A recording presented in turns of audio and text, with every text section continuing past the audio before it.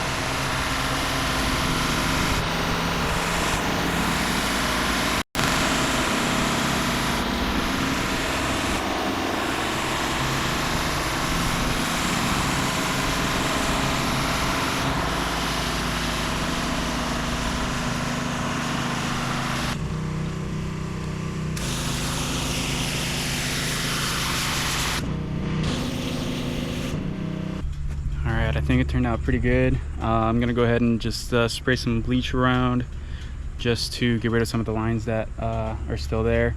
Other than that, I think it came out pretty good. All right.